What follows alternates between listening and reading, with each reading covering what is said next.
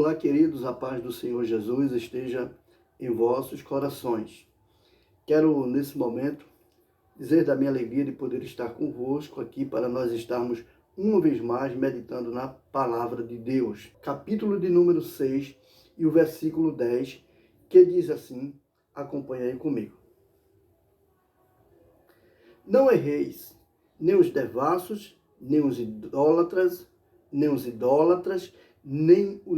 adúlteros, nem os efeminados, nem os sodomitas, nem os ladrões, nem os avarentos, nem os bêbados, nem os maldizentes, nem os roubadores herdarão o reino de Deus. Aqui está o capítulo 6 e o versículo 10. Esse texto ele é muito importante para nós meditarmos. Por que eu vou falar sobre ele? Me veio no coração o desejo de falar sobre ele. É lógico que nesse texto o apóstolo Paulo está escrevendo uma carta a uma igreja hiper, super, mega, master, espiritual, no entanto, problemática. E por que não dizer bem parecida com a igreja que nós conhecemos hoje, visto que cresceu e consigo também crescendo o número de pessoas, vai crescer também o número de problemas. E Paulo escrevendo a esta comunidade para tratar de uma polêmica terrível que estava havendo dentro no seio daquela igreja. A epígrafe deste texto fala sobre o litígio, que o sinônimo desta palavra é o mesmo que polêmica, alteração, contenda, desavença, controvérsias e outros. Paulo, nessa carta, ele procura orientar os irmãos a não procurarem o juizado, a justiça. Gildo, e a justiça não é de Deus? Deus não é sim, mas Paulo orienta aos irmãos procurarem os pastores, a justiça de Jesus, a justiça de Deus, o ministério para tratar do assunto. É bem verdade que hoje, para a gente encontrar uma justiça dentro de uma denominação, só a graça de Deus. Mas vamos lá. E ele inicia no versículo 10 dizendo para aqueles irmãos, não erreis, olhe vocês, não procurem andar errado. Primeira frase que ele traz, nem os devassos. Observe que ele faz um grupo de pessoas. E ele traz algumas colocações, porque ele viu a necessidade de falar desses assuntos que é muito comum encontrarmos dentro da igreja. E ele inicia dizendo, não erreis nem os devassos. E a gente para pensar um pouco sobre essa palavra devasso.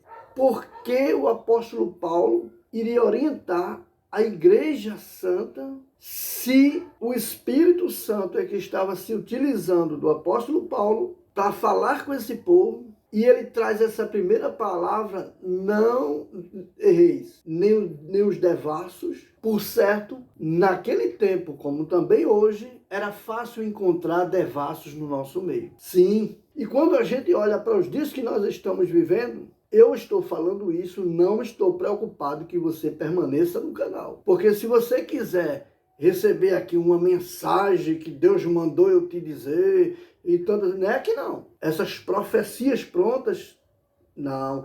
Essa é a verdadeira profecia. Então, se você se orientar pela palavra de Deus, quando o apóstolo Paulo diz, não erreis, nem os devassos, e se você for um devasso, você vai entender que você precisa largar essa prática. E ele continua, nem os idólatras. Tinha também naquele tempo, como hoje, idólatra no meio da igreja. E essa palavra idólatra, eu fico pensando, porque toda vez que a gente pensa em idolatria, me desculpem, pasmem os senhores e me entendam os irmãos da Igreja Católica Apostólica Romana, que são os mais afetados quando se trata de idolatria. Por quê? Porque os cristãos romanos têm umas práticas distintas, diferentes dos cristãos apostólicos. E os crentes, que são os cristãos apostólicos, vivem como que bofeteando os cristãos romanos, porque chamam os cristãos romanos de idólatras pelo fato de que eles dizem que os romanos adoram a imagem de escultura, tantas outras coisas que eu tenho a minha visão um pouco distinta dessa colocação. Porque essa idolatria que o apóstolo Paulo está falando aqui não tem nada a ver com a questão de você ter uma imagem de escultura dentro da sua igreja. Quando você entra numa igreja que você vê uma cruz, não deixa de ser uma imagem. E alguém diz, mas a cruz é abençoada, porque a cruz é o instrumento pelo qual nos veio a redenção. Não, a cruz foi uma arma. Vamos parar e pensar depois nisso. Mas olhando para essa questão de idolatria, Paulo está se referindo à idolatria que havia dentro do coração dos homens, como hoje há. É fácil que você não veja na minha igreja, na minha denominação, na denominação cristã, uma estátua lá para nós lembrarmos de fulano e de Beltrano. Mas é fácil eu ter uma Bíblia que contém a foto do meu pastor, a vida dele ali relatada e o título Bíblia do pastor fulano, e a gente leva sem problema nenhum, e isso não é idolatria. Sem contar as vezes que a gente vê dentro da igreja as pessoas só irem para aquele culto quando o pastor fulano vai, o cantor Beltrano vai, e isso não é idolatria. Se você quiser herdar o reino de Deus, quiser ser do céu, você vai precisar não ser adúltero, avarento, ladrão, idólatra, bêbado e nem efeminado. Todas essas coisas são abominação diante de Deus. E você, estando nela, esteja reconhecendo que você está ali, mas que você está fazendo uma prática que é contra aquilo que Deus deseja que você faça, que é contra os princípios de Deus.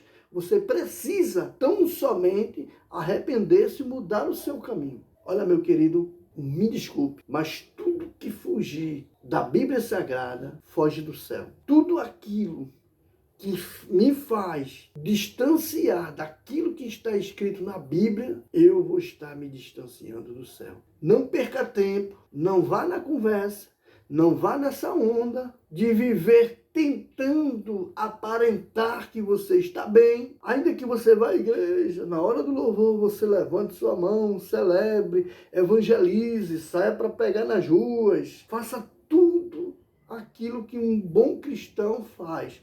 E é o que você é. Mas não se esqueça, muito mais precioso do que isso aí é os céus. Muito mais precioso do que isso é as mansões celestiais que Deus preparou para nós em Cristo Jesus. Então, larguemos todas essas práticas. Vamos lutar para não sermos devassos, vamos lutar para não sermos ladrões, vamos lutar para não sermos adúlteros, vamos lutar para não sermos idólatras, vamos lutar para não sermos efeminados, não vamos lutar para nós não sermos bebarrões, vamos lutar para chegarmos no céu. Tá bom, meu querido? Que Deus abençoe a todos. No nome de Jesus, eu vou estar aqui fazendo uma oração por todos nós, em nome de Jesus. Querido Deus, no nome de Jesus, graças te damos por esta palavra que tu colocaste no meu coração. Eu sei, Senhor, que esta palavra, ela não é tão aceita, tão compartilhada como outras.